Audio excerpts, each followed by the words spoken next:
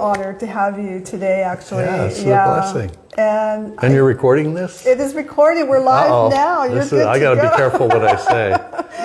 I can get away with live things, but okay. Yes. So there's going to be, people, on the live today possibly, or like on the replay as well, and then onto other different platforms. But I was so happy to have you here today because you were like a vital, place in my journey, which you probably don't know about. You probably don't know a lot about how I view you or what I've been through. But when I found the chaplaincy ministry and I attended it and things, oh my gosh, I was just like, this is everything that I was looking for. Like I could use this, I could use it in my life, I could use it to help other people, and I feel like equipped, I feel like I have tools, and then you're so approachable that like if I needed, like one day I was gonna do a wedding, and you well, yeah, come over. We'll figure it out. So I loved that. I needed that, throughout my journey, like somebody that I could hey, can I get some help? And you were there. So, but I want you to share, kind of like a little bit of your backstory, okay. and then how you became, what you do today and stuff. Well, hi there, Facebook world. What a joy. And friends of Gloria, you're a friend of mine. And I have a calling to help bring hope and healing, support for people going through hardship. Yeah. That's my mom. Don't have a lot of memory of my mom. She got cancer when I was about 8 years old. This is way back when, and she was in and out of the hospital, a lot of surgeries.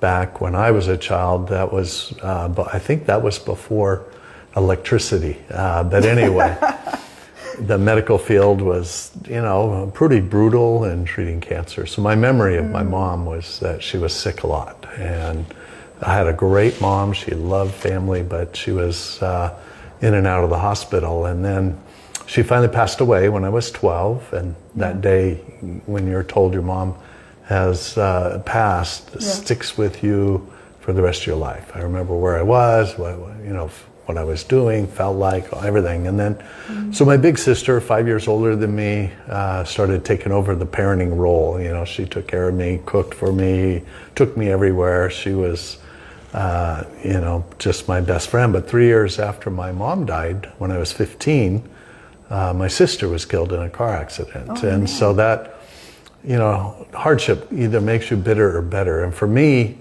I just had a desire to help people.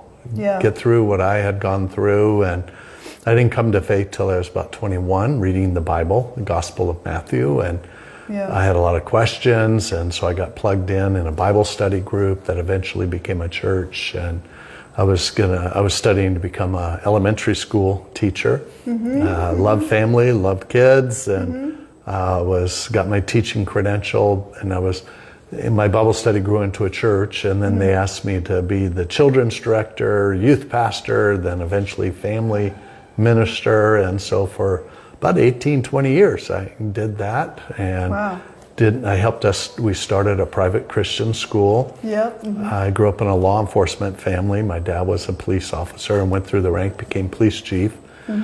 And so here I am working with kids, and lo and behold, 28 years ago, 27 years ago, a firefighter died in San Diego, off duty, of cancer.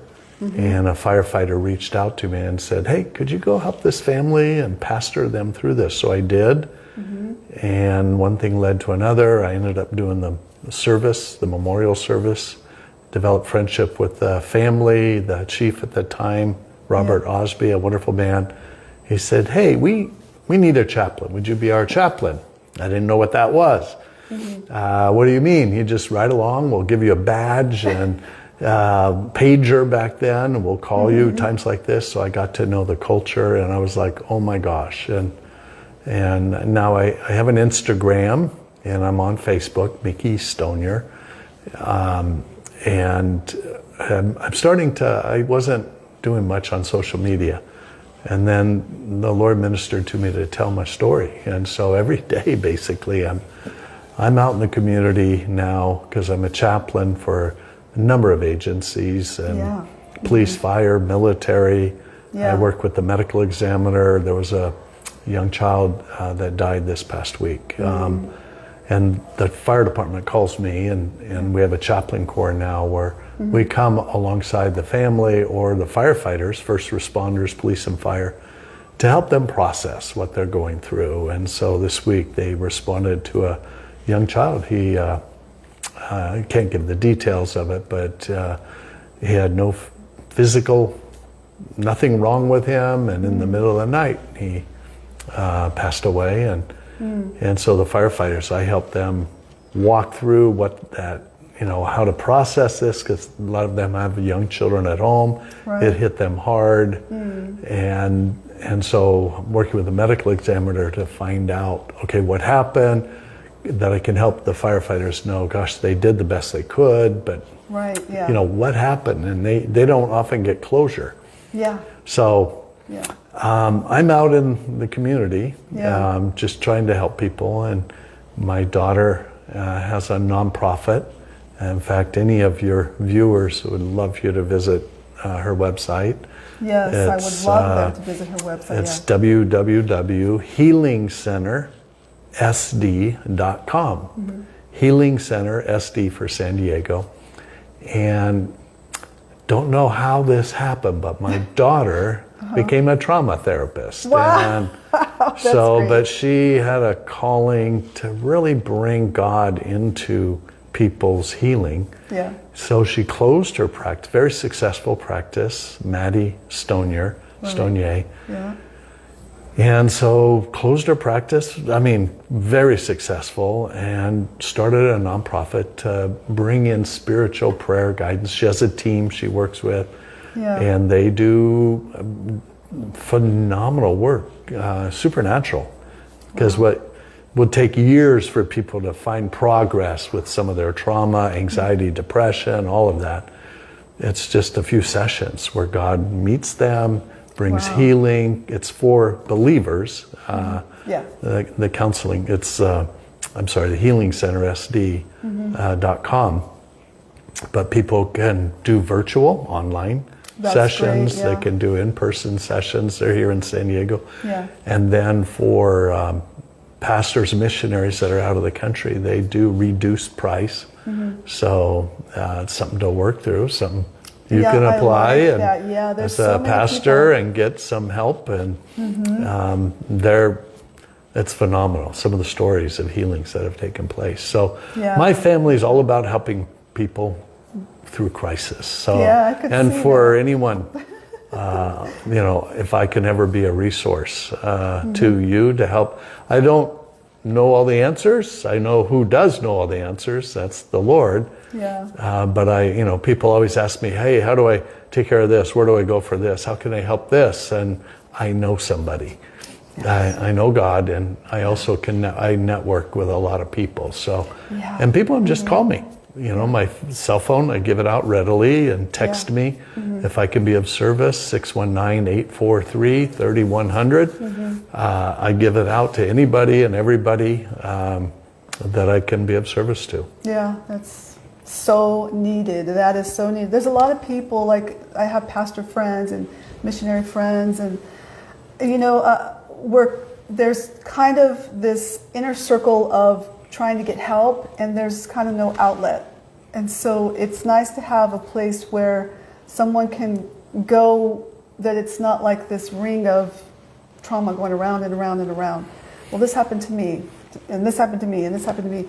But there's no help or equipping. So that's why I like that you referred your daughter, that you have some things that you do.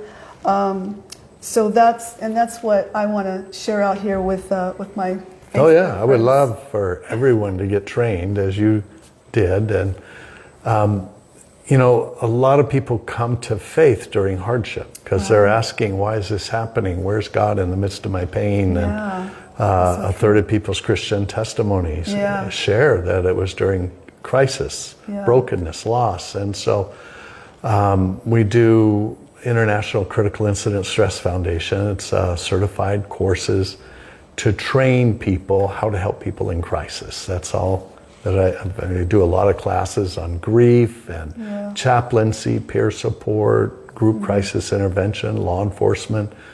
And throughout the year at the Rock Church, we offer these classes. We train up chaplains. We have a whole chaplain corps now for San Diego Fire Rescue that we've trained up of different faith backgrounds, because we have rabbis and priests that can help people in the community that have their faith background, and referrals for other faith perspectives. But it's during times of hardship to bring comfort to people.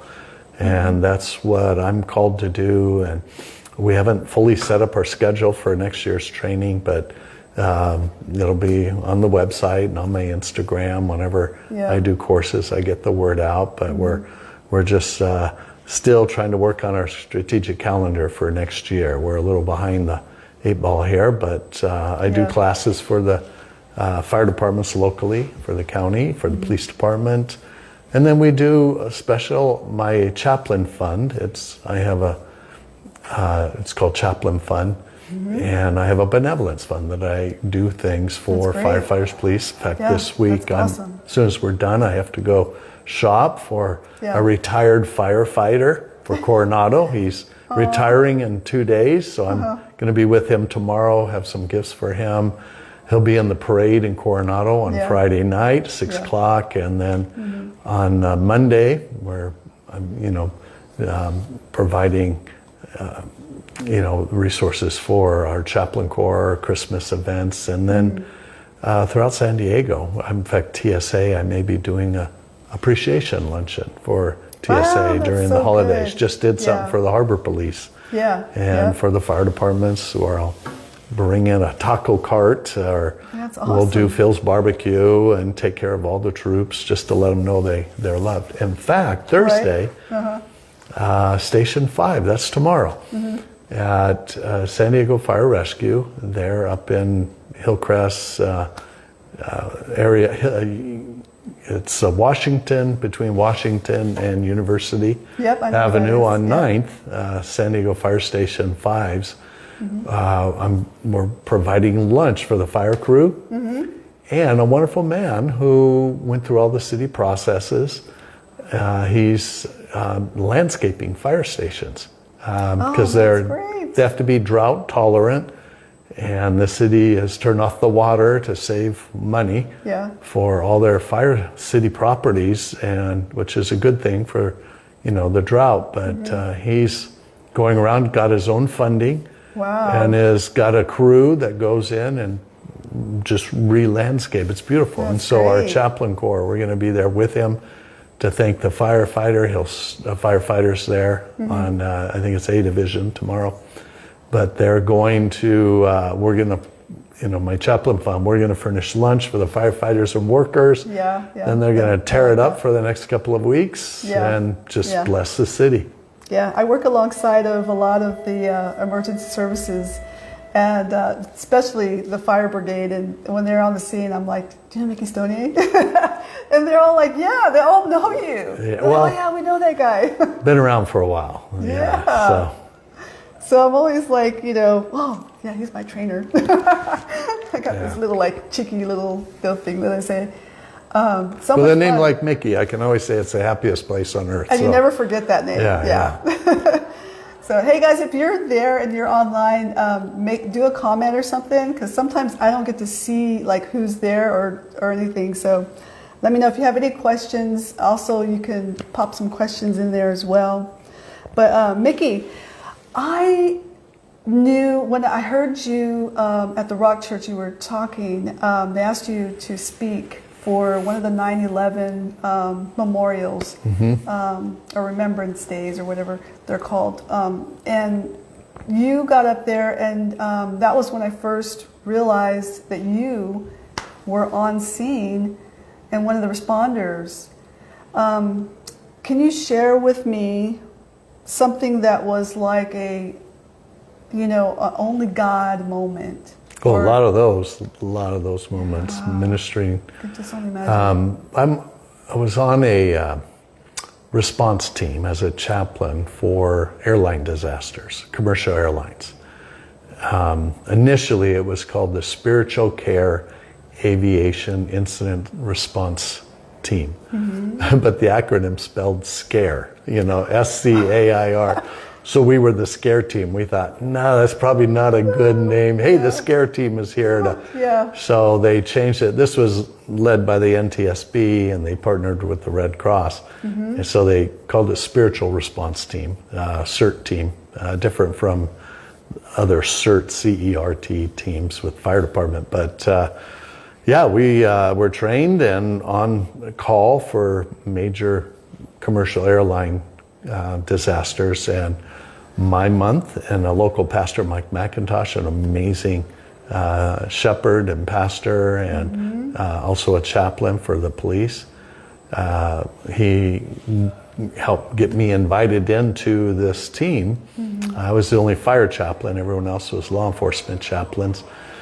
But our month we signed up to be on call was September. So the month of September each year, if there was a plane crash in the month of September, we would be deployed to go, and there were 8 chaplains that would serve at the crash site, ground zero, and the medical examiner in that local area. So, of course, 2001, our pagers lit up on the 11th, and we had to get on military flights or commercial when they opened up to get to New York. So we were there to coordinate with the Family Assistance Center there. First it was at the Armory, and then got moved to Pier 94, and then at Ground Zero, serving there at Ground Zero for the search and rescue teams. And then at the morgue, at the temporary morgue that was set up, that was just overwhelming. And so we served for 2 weeks, first 2 weeks,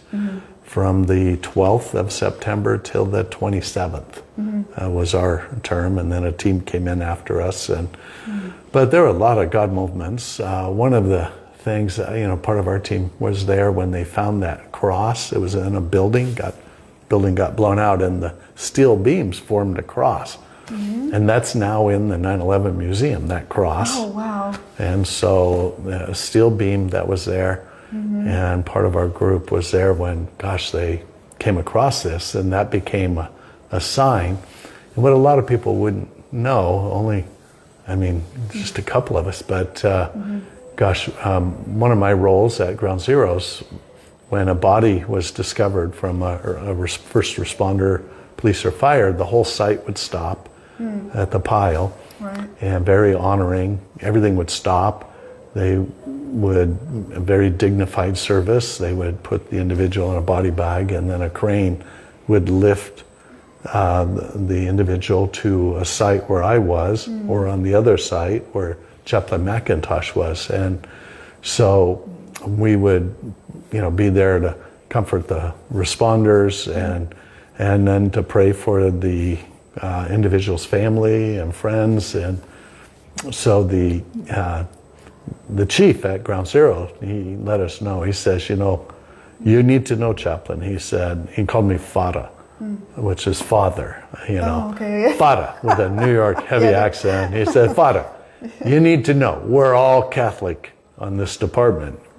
He said, even if we're Buddhist, we're also Catholic, because it was part of their culture. And so we made sure to do the sign of the cross, and our prayers were in the name of the Father, Son, and Holy Ghost, in honoring of their culture.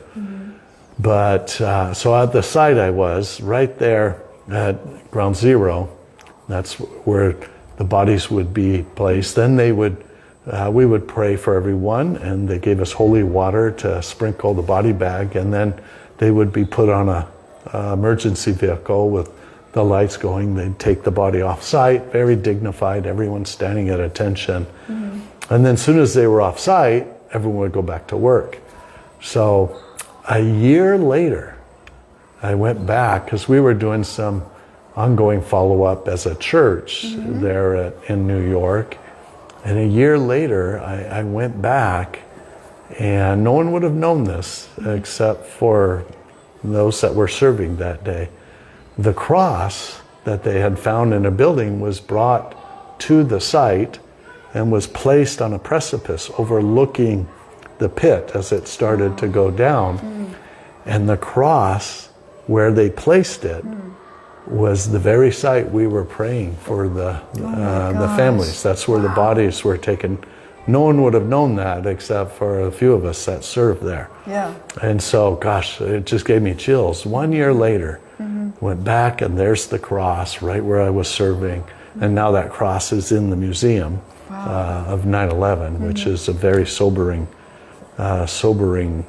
experience. So, so a lot of unique moments, a lot of personal time with search and rescue crews, making sure they're taking care of themselves, praying for family members out and about in the community. It was, again, that was over 2 decades ago. So, but you know, that was a major event in our human history, our country's history, world history. But you know what? That family that just lost a 4-year-old last week, that was a 9/11 event for them.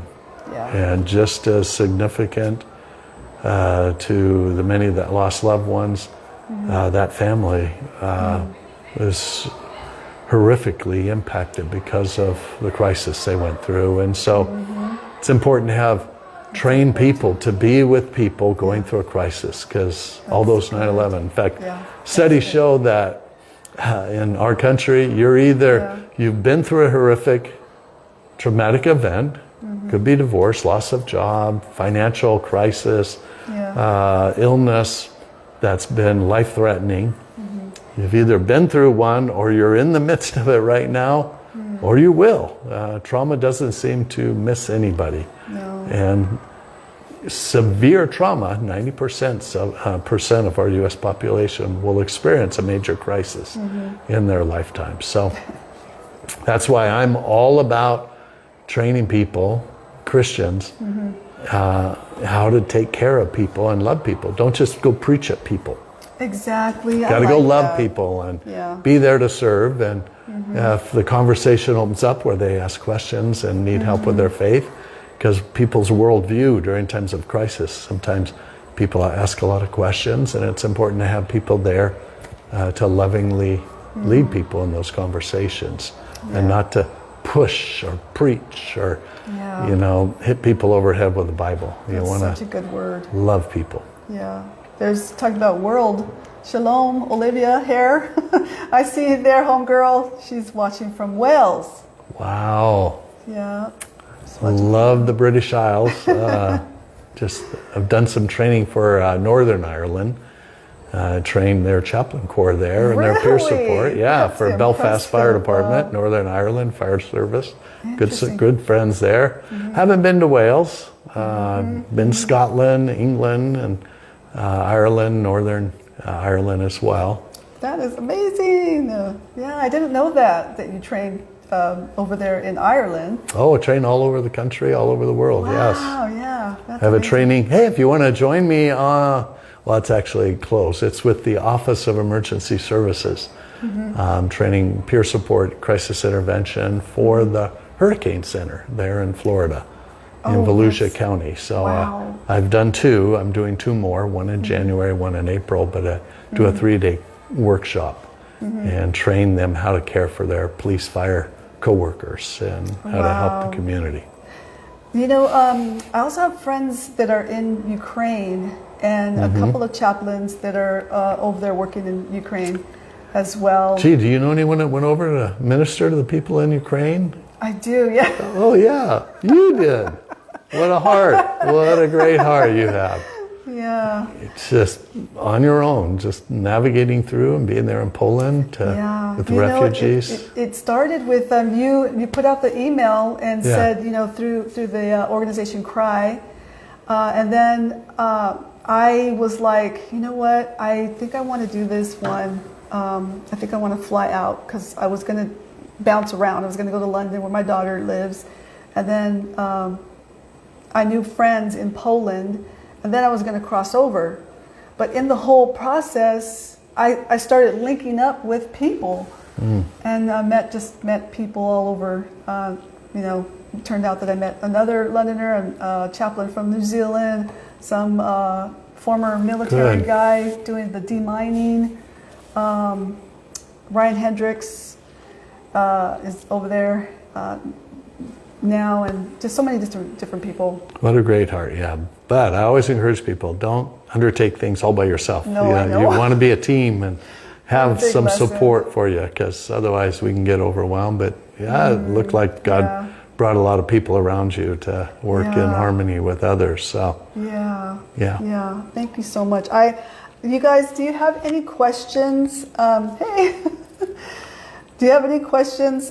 There was somebody from Africa. I have a friend who was in Ghana, and he was super interested in, in this interview today. But he'll probably pop in. Maybe the yeah, I time did some work zones. in Uganda. It was a medical relief back in the day. Yeah, beautiful country. Africa's huge. Yeah. So much variety and so much need, as in our Yeah. country as well, helping people through hardship. Yeah. What is one thing that through the many years that you've been doing, training and things like that? What is a big takeaway for you? What do you go home with? Well, it's our chaplain ministry at the Rock. I got called into this because of a firefighter that had given his life because of cancer, which is a lot of firefighters have health problems from, the older crews. They weren't up on all the safety things with cancer and all the carcinogens. Now things are a lot better organized, but the older groups, a lot of hardship there. But I got called into this field, and I got a lot of training through the International Critical Incident Stress Foundation. I became a trainer myself, and now I'm on the ICISF faculty, so they send me around the country as well to train other groups. But as I started training people, I was like, gosh, every believer needs to know how to help people through hardship. It's like the Bible, that's what Jesus did. People were hungry, people were needy. Matthew 25, visiting people in prison, in jail, and the poor, orphans, widows, everyone.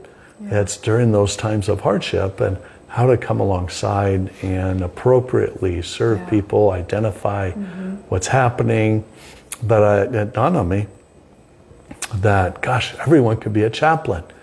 You could be a chaplain in your neighborhood. You could be a chaplain at your workplace. Yeah. You could be a chaplain where you play out in the community. You can be a chaplain with an agency with fire, police, and different crisis response organizations.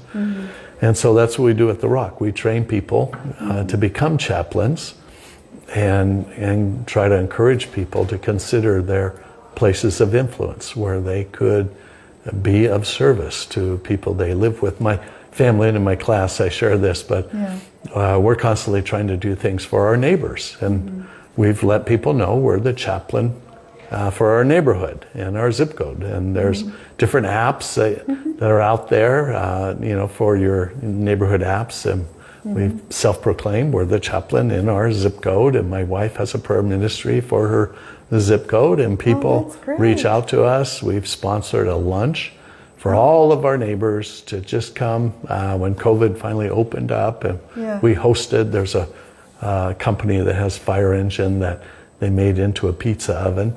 And so the whole neighborhood came out. We gave them free lunch. They had salad and beverage and pizza out of the back of the fire engine. And then the local fire station came down with their fire engine, had lunch with everybody.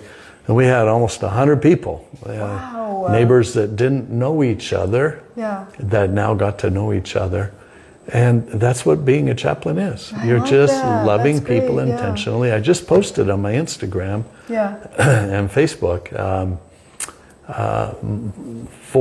we have 4 guys, and then they had a friend that came over as new neighbors. We invited them over for dinner, and they're all military. They're Annapolis graduates for the Naval Academy. They're young, and have their whole life ahead of them, their career. One of them wants to be a Top Gun pilot. Another one, they have one's going to be a Navy SEAL. It's going to go through the Navy SEAL process, and hopefully we'll make it. But we started talking, and they've come to church now here at the Rock and checking it out. Just great guys. Yeah. Good looking. Someone texted me because there was a picture of these guys, my new neighbors that we had over for dinner. They were like, "How do I get invited over?" I go, "Hey, they're half your age, okay?" Yeah. Of course, 40 is now the new 20. And so I don't know if you can pull that off, but we started chatting, and so they're going to come over to our house in a couple of weeks again, just to sit around after dinner, have dessert, and talk about mental health and spiritual health, because they're going on the front lines. They're going to be committed to a career that can be potentially challenging with what you're faced with, and so I want to help prepare them. Hey, advanced education in PTSD, some of these things, and moral injury. When you know these things ahead of time, it helps prepare you, equip you, so you don't become a victim to some of the hardships you'll be exposed to. So I'm looking forward to that. So some of my training with my neighbor, but that's being a chaplain, And then I've helped write policy for people in their place where you work. We train people, and I have policy to help establish a program for peer support, chaplaincy in the workplace. And we have certain companies that we have chaplains that have been trained here that now in their workplace, they look out for all the other employees and clients, and they serve in the area of care. And in fact, a couple of my favorites, one is we have one of our chaplains works in a veterinarian office, and she's a pet hospice chaplain. Yeah, I've met her. She started ministry in her veterinary office and cares for people. So wherever, we have a roller derby chaplain, we have airline chaplains, all kinds of things. And then helping with hospitals and hospice and police and fire, we've trained up a lot of people. That's wonderful. Shalom is always making jokes. And he's single, they're all single. All 5 of these guys, for the neighbors. So go check out my Instagram, and then just text me. I'll give you the address. You can go knock and deliver some goodies to them, all the way from Wales. So she's a friend of mine. So I am so excited. I mean, you just gave us a gold mine of all kinds of interesting ideas and places to get resources. I'm just so blessed that you are here. And I'm a resource. So if anyone who gets the recording or is Shalom, let's do a training in Wales. I would love that. Yes, I've been talking to her about that. She's we're on another talk show called Tough Talk. And she's one of the girls of the Tough Talk, and she's invited me into a group, and so we've all become friends from this British talk show. Awesome. Yeah, it's a Christian British talk show, and it's been really good, and we can do that. Shalom, get this guy out there to Wells. Yeah.